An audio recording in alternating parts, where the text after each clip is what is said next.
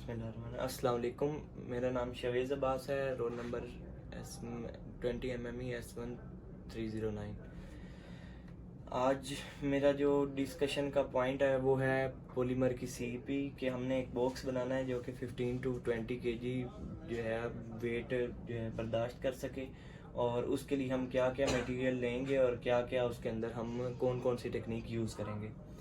सबसे पहले हम जो मटेरियल चूज़ करेंगे बॉक्स के लिए वो है पॉलीइथाइलिन। पॉलीइथाइलिन एक कॉमनली यूज प्लास्टिक मटेरियल है जिसकी लॉन्ग चेन ऑफ कार्बन है विद, और हर कार्बन के साथ दो दो हाइड्रोजन अटैच्ड है।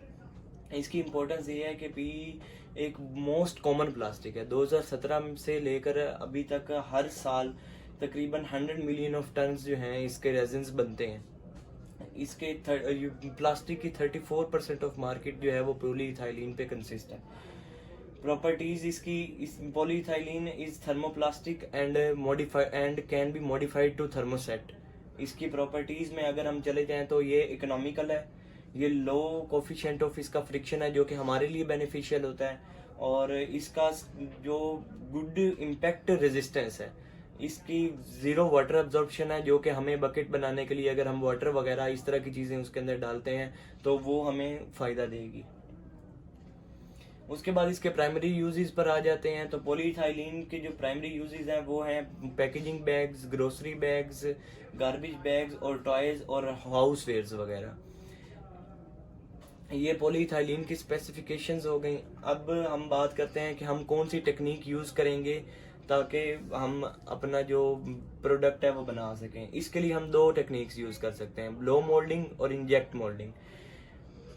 इस दफ़ा हम जो यूज़ करेंगे वो इंजेक्ट मोल्डिंग है, और उसको आगे जाके मैं एक्सप्लेन करता हूँ कि क्यों।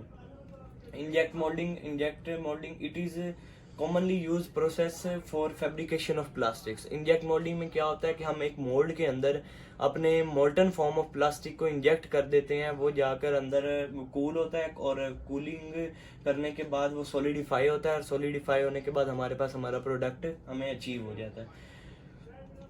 इसके अलावा जो एडवांटेजेस हैं, जो जिस वजह से हम इनको यूज कर रहे हैं ब्लो मोल्डिंग की जगह पे, तो उसके एडवांटेजेस हैं ये एक स्पीडी और स्मूथ वर्क है। हमारा पूरा कंट्रोल होता है फ्लेक्सिबिलिटी अपने प्रोडक्ट की के ऊपर कि हम उसकी कितनी फ्लेक्सिबिलिटी रखना चाहते हैं और उसको किस हिसाब से चलाना चाहते हैं। और अगर हम इसको दूसरी प्रोडक्शन टेक्निक्स का कंपैरिजन करें तो ये मच मच मोर कंसिस्टेंट है दूसरों के निस्बत। जो इसके अंदर इंजेक्ट मोल्डिंग के अंदर बहुत कम प्लास्टिक वेस्ट होता है। It is low cost method. इसके अंदर पैसे कम लगते हैं अगर मास को प्रोडक्शन के लिए यूज हो रहा है। तो इसके डिसएडवांटेजेस में आए तो ये इंजेक्शन मोल्डिंग जो है शुरू शुरू में बहुत महंगी पड़ती है, क्योंकि हमने जो अंदर टूल्स वगैरह यूज करने होते हैं इसको बनाने के लिए, इसकी जो है मोल्ड को बनाने के लिए वो टूल बहुत महंगे होते हैं, टूलिंग इक्विपमेंट्स बहुत महंगे होते हैं। और उसके अलावा अगर हम इसको मास प्रोडक्शन के लिए नहीं यूज कर रहे हैं और छोटे वॉल्यूम के प्रोडक्शन के लिए यूज कर रहे हैं तो ये हमें बहुत महंगा और कभी भी ये आइडियल नहीं होगा अगर हमने एक छोटे लेवल के ऊपर प्रोडक्शन करनी है। तो अब आगे आके अब्दुल्ला बताएं। Assalamu alaikum. My name is Abdullah Aftab and I am about to furthermore discuss environmental effects of the products we are about to make. तो जो इंजेक्शन मोल्डिंग जो हम टेक्निक यूज़ कर रहे हैं ये इन्वायरमेंटल फ्रेंडली है। इससे ज़्यादा यानी कि हमारी प्लास्टिक वेस्ट नहीं होती, यानी कि एक्सेस अमाउंट में वेस्ट नहीं होती। तो इससे प्लास्टिक जारी बात है इन्वायरमेंटल के लिए नुकसानदेह होती है, लेकिन इसकी ज़्यादातर रीयूज़ हो जाती है और इससे ज़्यादा वेस्ट भी नहीं होती।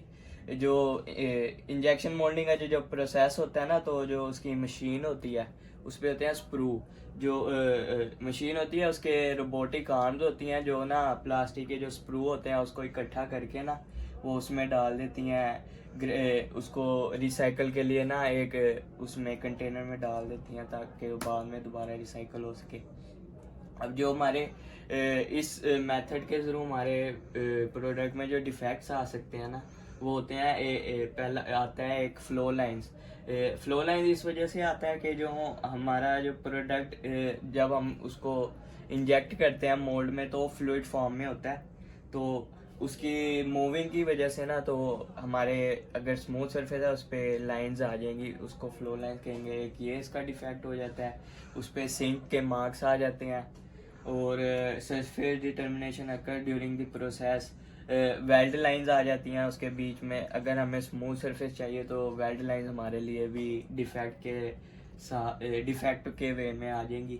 और due to internal shrinkage during coding process refer to untwist और बैंड्स। उसकी इंटरनल श्रिंकिंग की वजह से ना, तो कभी इसके अंदर स्मूथ नहीं रहता और वो श्रिंक हो जाता है। रेमेडीज में हो जाता है कभी कभी मटेरियल का टेम्परेचर बढ़ जाता है, हमारे से इंजेक्शन का प्रेशर वो चेंज होता रहता है, जिससे प्रोडक्ट में डिफेक्ट्स आ जाते हैं। रीडिज़ाइन मोल्ड को रीडिज़ाइन करना पड़ता है आगे। अब अगर हम मोल्ड टेम्परेचर को हम बढ़ाएंगे ना, तो उससे हमारे जो प्रोडक्ट होगा उसका कूलिंग रेट कम हो जाएगा। इससे हमारे प्रोडक्ट यानी कि सही बनने में ज़्यादा वो आसानी हो जाती है। अब जो रॉ मटेरियल्स हमने यूज़ किए हैं, हम लेंगे मोनोमर इथाइलिन का, और जो उसमें हम एडिटिव डालेंगे, वो एडिटिव हम इस वजह से डालेंगे ताकि उसकी ट्रांसपेरेंसी बढ़ सके और उसकी लो डेंसिटी हो, ताकि हमें जो प्रोडक्ट मिले वो लाइट वेट हो। हम 20 to 30% SiO2 डालेंगे। ऑर्गेनिक सिलिकॉन ग्रेडियंट ठीक हो गया। और रॉ मटेरियल फिर हम रॉ मटेरियल को मिक्स करेंगे, उसको उसकी पॉलीमराइजेशन रिएक्शन होगी ताकि और हमें प्रोडक्ट हासिल हो जाएगा। हमने बॉक्स की डायमेंशन हमने रखी हैं, लेंथ उसकी हमने 23 इंच रखी है, और वेट्स हमने उसकी 12 इंच रखी है, और हाइट उसकी हमने 15 इंच रखी है। अब जो ये हमारा जो वो है, ये जो मेथड है ये बहुत इकोनॉमिकल है। वो इस वे में है कि हमने CP में क्या है कि हमने कंपनी खोलनी है जो बॉक्सेस बनाए, तो उस वजह से हम ये इंजेक्शन मोल्डिंग हमने इसी वजह से यूज़ किया है। और इंजेक्शन मोल्डिंग यानी कि बहुत इकोनॉमिकल है, लो कॉस्ट है अगर हमने मैस प्रोडक्शन में अपने प्रोडक्ट्स बनाने हैं, क्योंकि इसकी वजह से हम जो हमारा इथाइलिन है, पॉलीइथाइलिन जो हमारा पॉलीमर है वो रिसाइकल हो जाता है, ठीक हो गया। और ये इजी टू यूज़ है।